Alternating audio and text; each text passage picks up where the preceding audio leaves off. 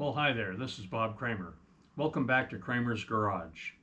This is episode 4 of the 1977 Goldwing basket case project. So just to give you a quick recap, in the last episode, I got the front end all put back together and I got my wheels and tires gone over, tightened all the spokes and converted the rims to tubeless and mounted new tires. So there's the front wheel back on the bike. The bike is now able to stand, or the frame is able to stand on its own between the center stand and the front tire. It no longer needs jack stands to support it. So the next thing I want to do with this is put the engine back in the frame. If you recall, this engine does not turn over. It only turns a partial turn, a partial revolution. Okay, I got the right wrench. So if you look, you can see this goes a partial revolution. Right there it stops, okay? Won't turn anymore. The back cylinders, number 3 and 4, are going up toward top dead center when it stops. So I'm assuming there is something in the cylinder that's stopping the piston. The last time this happened, and this did happen to me one other time on another engine, the last time it happened, I took the heads off and discovered there was a broken valve, and the head of the valve was laying in the cylinder. I don't know if that's going to be the case this time, but I'm going to pull the heads off. So right now, this red mark indicates top dead center on number 1 and 2. I'm going to rotate that back 90 degrees. So now all 4 pistons should be halfway down the bore right now.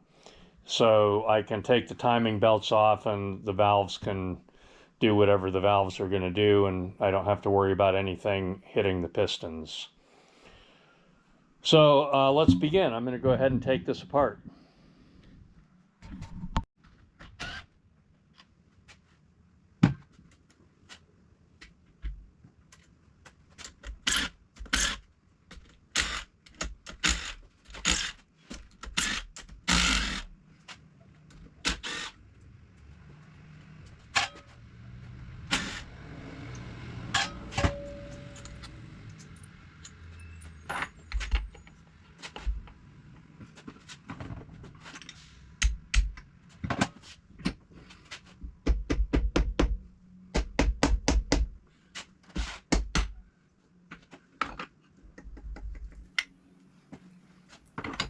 These coolant fittings on the heads are very hard to remove. Oops, that one flew across the room. The next step is to remove the timing belts.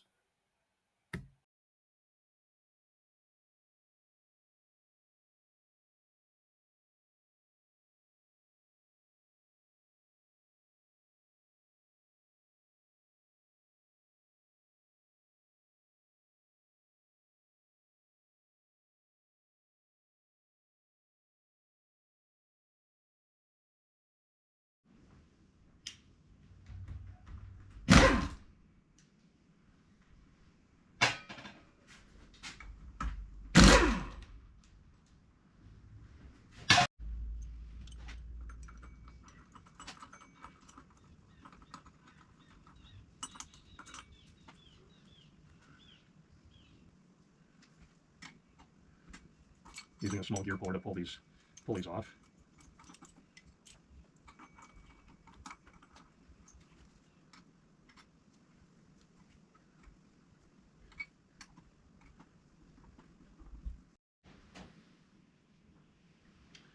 When you take the cam pulleys off, make sure you don't lose the woodruff key.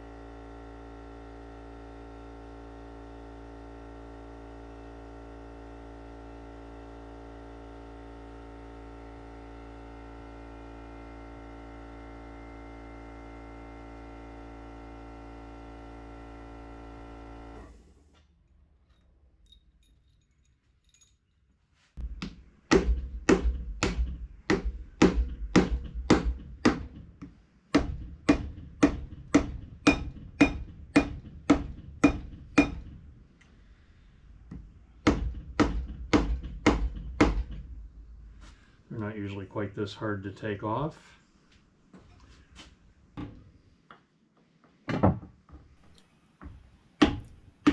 I just needed a bigger hammer. Okay, I got it to move.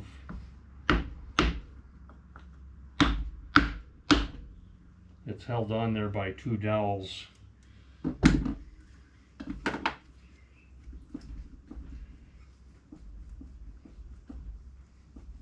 I don't want to stick anything in there to pry on it with because it'll mar the surface. So let's just move it a little more.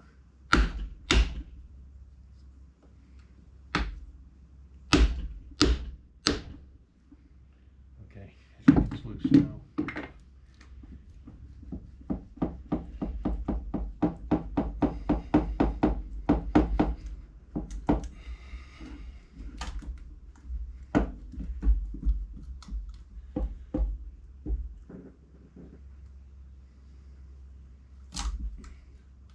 I think somebody put adhesive on the head gasket. You do not need any adhesive on the gaskets.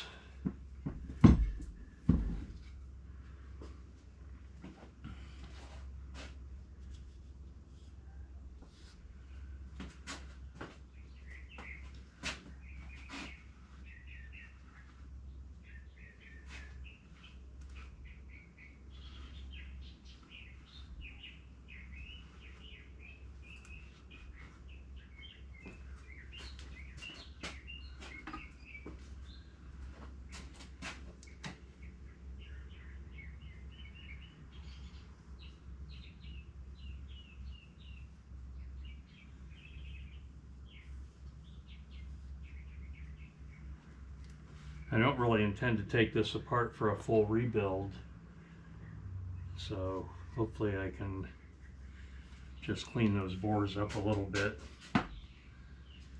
Okay, well, there was nothing in that side preventing it from moving, so let's take the other one off.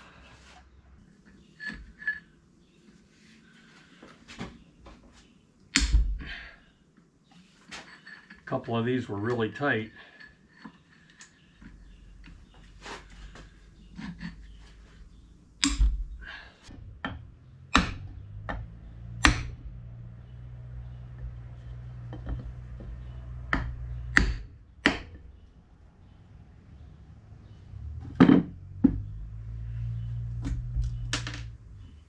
Aha! I found the culprit.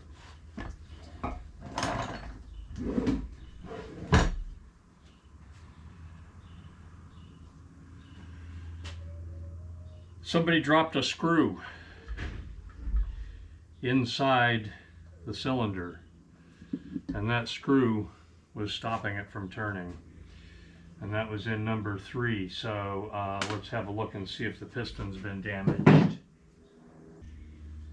I don't know how many years this engine sat, but there is a little bit of rust in the cylinders, so hopefully we'll clean that up and not have to take the engine all apart. There we go. See, that turns over freely now.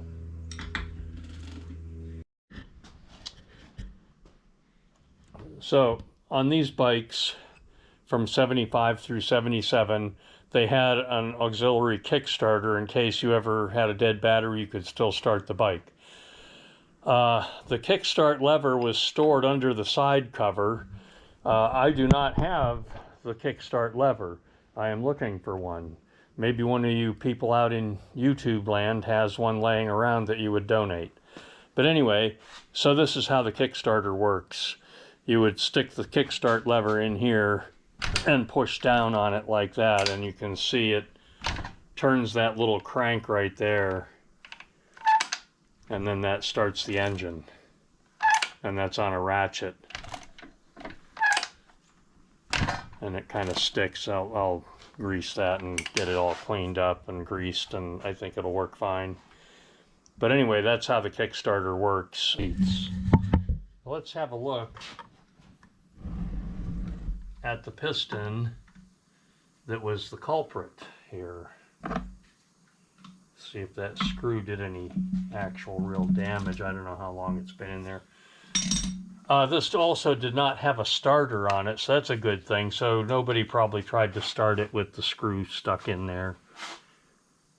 Yeah, I don't see any damage on the piston. I'll, of course, clean these pistons and get the old gasket off and take my heads apart and examine it.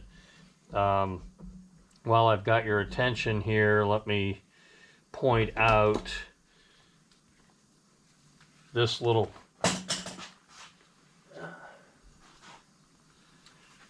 piece here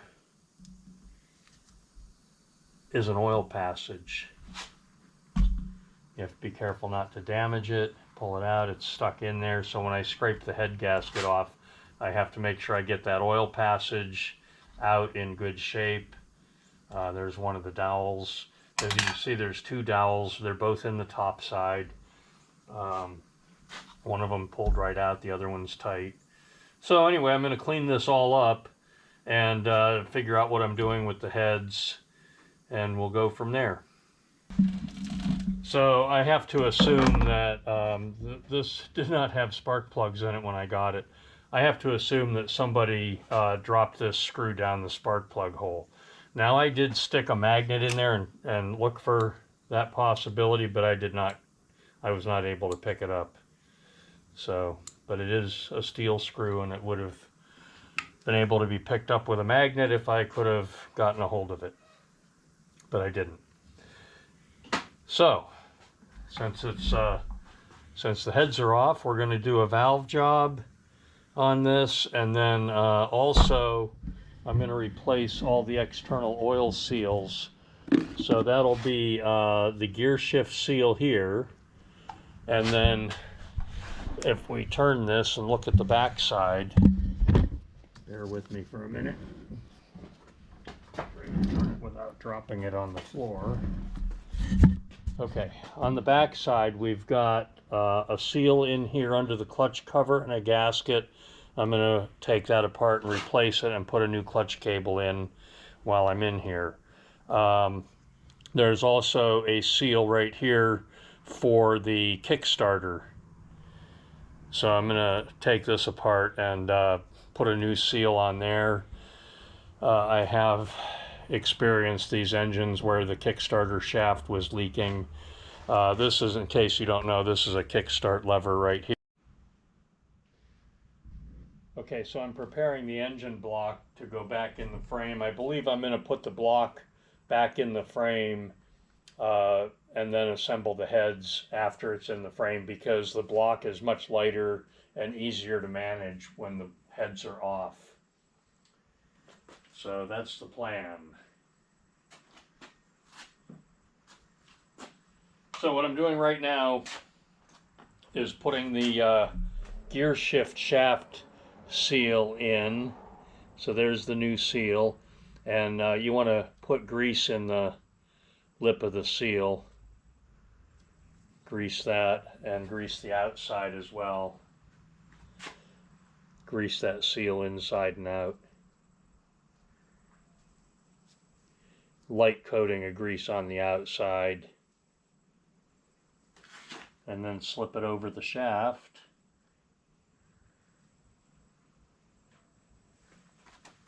Carefully line it up. You can almost push that in with your fingers, but if you take a 19mm socket and just tap it gently, it goes right in.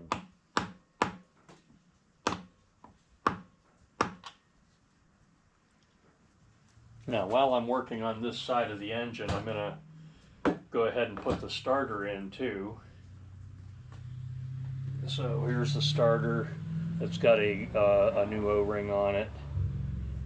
Okay, so again, we're going to grease that up.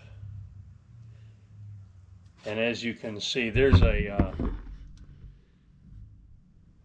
gear that the starter engages is in there, and it's splined. So you have to make sure that that gear is moving freely and it's as close as possible to the center of the opening. It just kind of hangs there on the chain.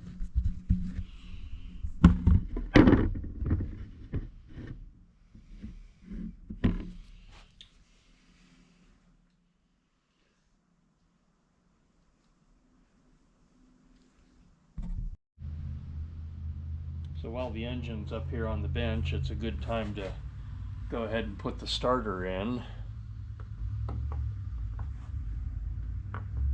So you have to get the shaft lined up with the gear in there, the sprocket.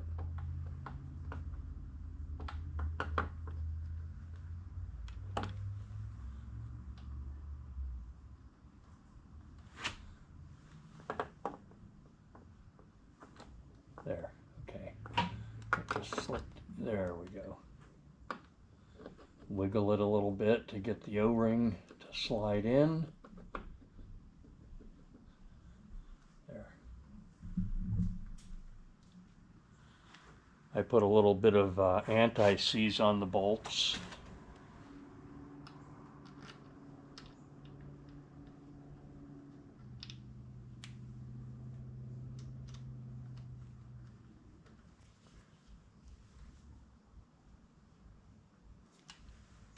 Tighten these up to approximately 10 Newton meters, like that. Okay, now I'm going to turn the engine and we're going to work on the other side.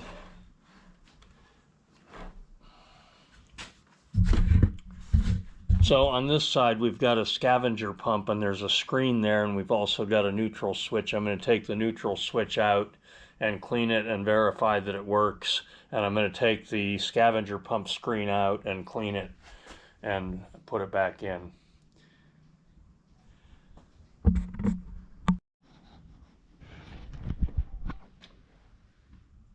Okay, so I've removed the scavenger screen here and cleaned it and put the cover back on.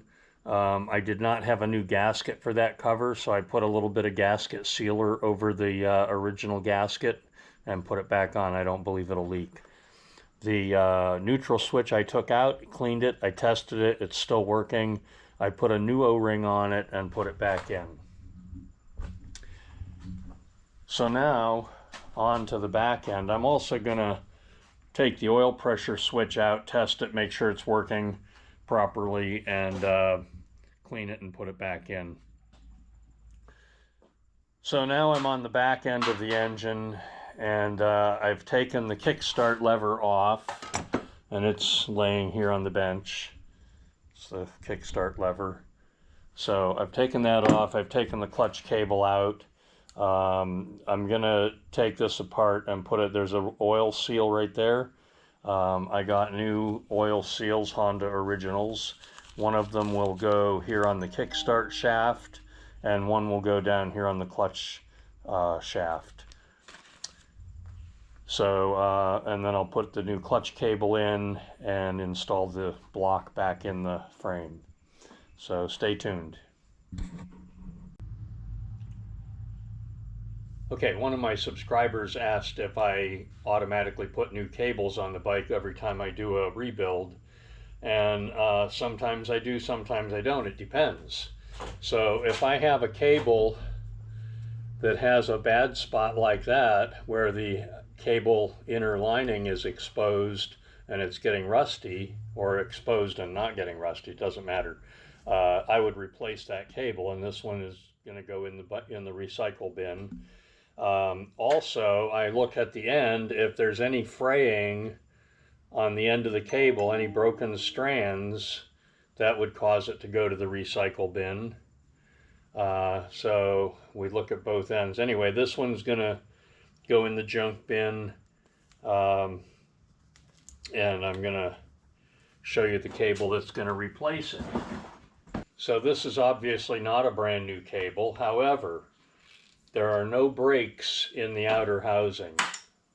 No cracks, no breaks.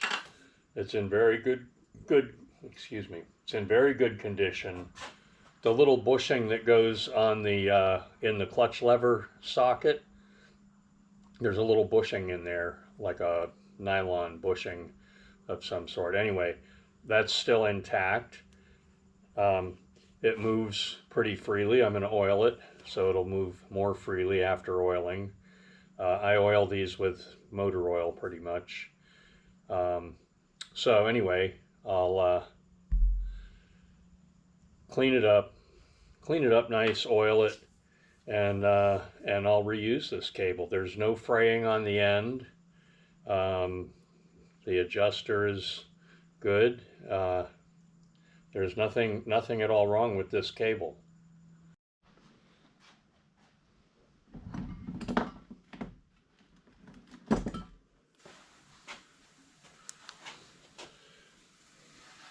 The seals are marked.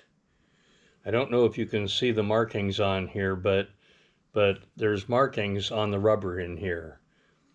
So this one is a 18 inside diameter, 29 outside diameter, and 7 thick. The thickness here is 7 millimeters.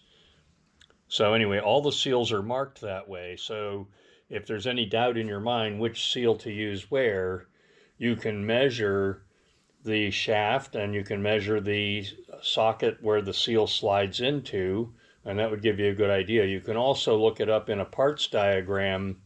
The one I use is called Parts Fish, and that tells you the actual size of every seal on the bike. And so that's a good guide for making sure you get the right seal in the right place.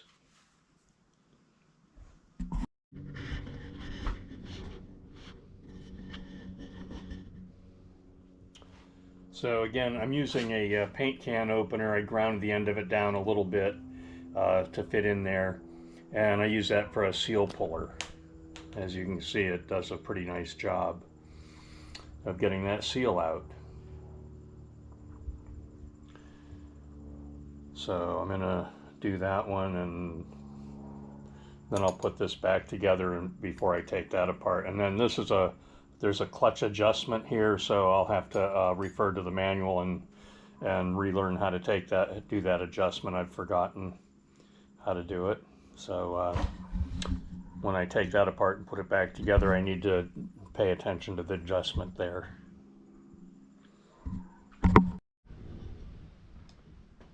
Okay, the workbench looks somewhat empty now. The engine is back off the workbench and sitting on the jack.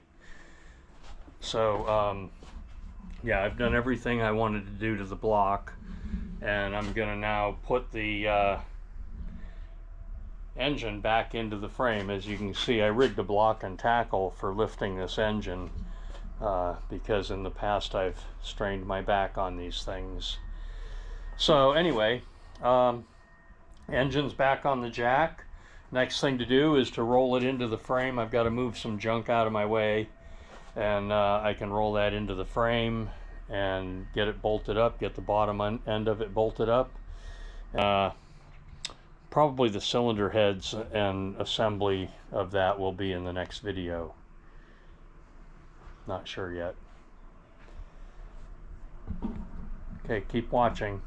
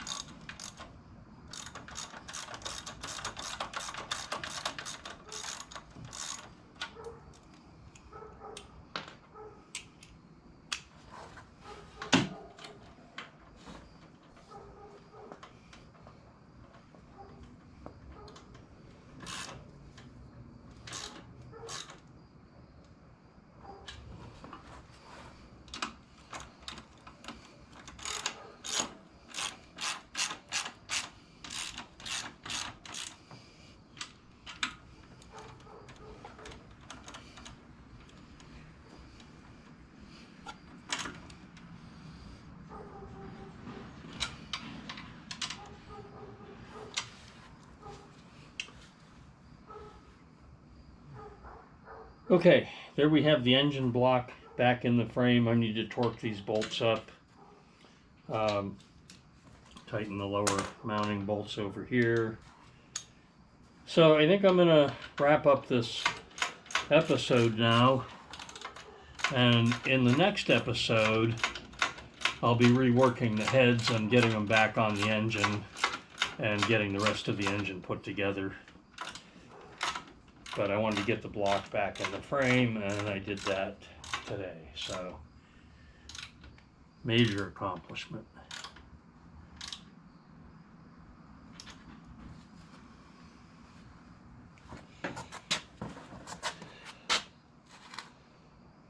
So, tune in next time if you want to see the rework on the heads and getting the engine reassembled. So this is the end of episode 4, and I'll see you on episode 5. Thanks for watching.